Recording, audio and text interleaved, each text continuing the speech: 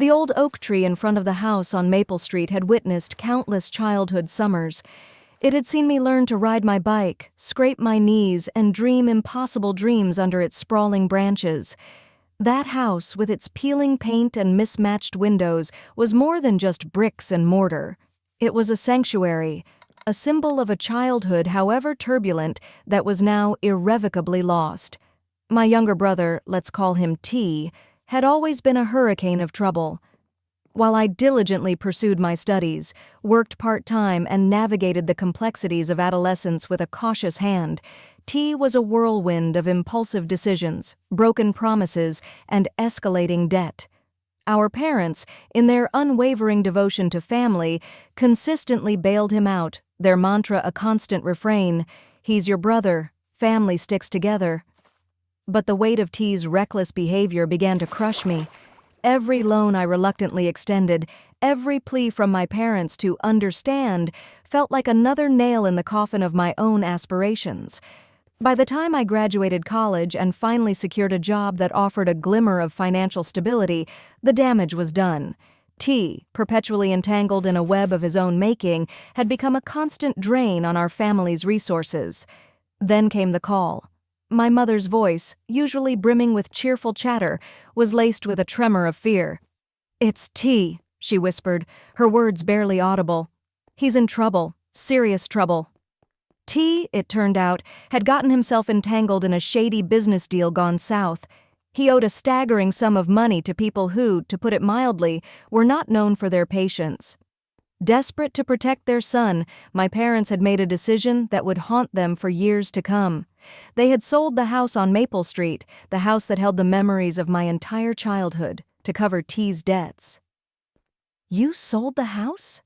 I echoed, disbelief thickening my voice. "The house I grew up in?" "It was the only way," my mother replied, her voice devoid of emotion. "We couldn't let anything happen to him." The news hit me like a physical blow. Years of hard work, of scrimping and saving, of dreaming of one day owning my own piece of the American dream, all shattered in an instant. My parents, in their misguided attempt to protect one child, had sacrificed the future of another. 2 months later, I learned that T, true to form, had already squandered the money from the house sale. He was back to his old tricks, gambling away his future, oblivious to the devastation he had wrought. Rage, cold and furious, consumed me. I wouldn't let him win. I wouldn't let him continue to drag my family down with his reckless behavior. Using my savings and negotiating relentlessly, I managed to buy back the house on Maple Street. It cost more than I could afford, but the emotional value far outweighed the financial burden. When I informed my parents of my decision, I expected gratitude and a flicker of understanding. Instead, I was met with a barrage of accusations. "Why didn't you talk to us first?" my father demanded, his voice laced with disapproval. "I didn't think I needed your permission," I retorted, my voice rising. "I grew up there. You sold it without even telling me." "But what about T?" my mother interjected, her voice trembling. "He needs help. You could have used that money to—" "To what?" I interrupted, my patience wearing thin. "Bail him out again? Number, he's a grown man. He needs to face the consequences of his own actions." The ensuing argument was a bitter exchange of accusations and recriminations. My parents, blinded by their unwavering loyalty to T, refused to acknowledge the damage he had inflicted on the rest of the family. T, upon learning of my purchase, unleashed a torrent of fury. He stormed over to the house demanding that I sell it back to him, claiming it belonged to the family. His visits became more frequent and more aggressive, culminating in a terrifying incident where he arrived with a group of his unsavory acquaintances, their shouting and banging on the door echoing through the neighborhood. I knew I had to take action. The restraining order was a bureaucratic nightmare, but it was the only way to protect myself from T's escalating harassment.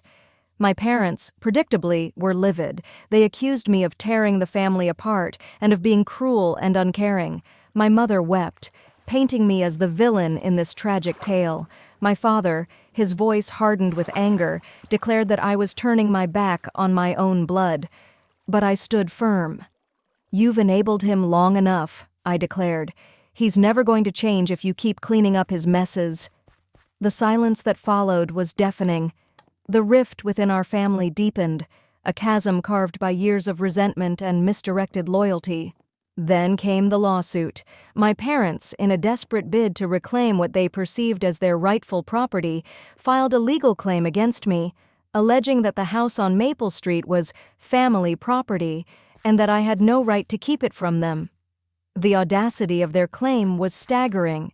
They had sold the house willingly and without my consent to cover T's debts. Now they were attempting to strong-arm me into giving it back, oblivious to the emotional and financial cost I had incurred. The legal battle was a grueling ordeal. My parents, blinded by their misguided loyalty to T, refused to acknowledge the pain they had inflicted on me. They clung to the notion of family as an excuse for their own self-destructive behavior. But I wasn't going to back down. I had fought too hard to reclaim what was rightfully mine. With the help of a skilled lawyer, I meticulously documented every aspect of the transaction, proving beyond a shadow of a doubt that the sale was legal and binding. T, in a desperate attempt to undermine my claim, resorted to spreading malicious rumors about me within the extended family. I was painted as the heartless sibling, the greedy opportunist who had stolen his birthright. But the truth, however unpleasant, eventually surfaced. His reputation, already tarnished by his past indiscretions, suffered a further blow. His credibility crumbled, and his attempts to manipulate and intimidate me ultimately backfired. The final showdown arrived one Saturday afternoon. My parents, accompanied by the ever-present T, arrived at the house unannounced. They stood on the lawn, a formidable trio, their faces a mixture of anger and desperation. "Let us in," T demanded, his voice booming. "We're family. We have a right to be here." "No, you don't," I said firmly, my voice steady. "This is my property now, you're trespassing." My mother, her eyes brimming with tears, pleaded, "We gave you everything." "And this is how you repay us?" "You gave T everything," I countered. "And look where it's gotten him." T lunged forward, his anger reaching a boiling point. But I was prepared. I pulled out my phone and dialed 911. "I'm calling the cops," I declared, my voice unwavering. "If you don't leave right now, you'll be arrested." The sight of me actually making the call seemed to shock them into submission. My parents exchanged a look of despair, their faces etched with a mixture of shame and regret. T, his bravado crumbling, mumbled a few incoherent threats before retreating, defeated. They left, their departure leaving an unsettling silence in its wake. The victory, if it could be called that, was bittersweet. I had reclaimed my childhood home, but at what cost? The rift within my family had widened, perhaps irreparably. The following weeks were a period of introspection.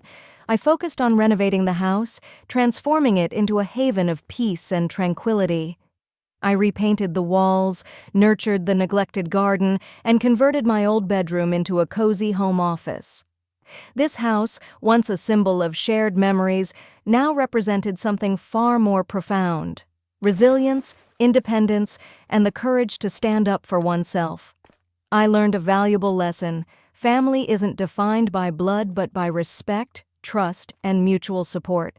Subscribe to my channel for more stories of family, betrayal, and the unexpected twists of life. You never know what secrets lie hidden beneath the surface of a seemingly ordinary home.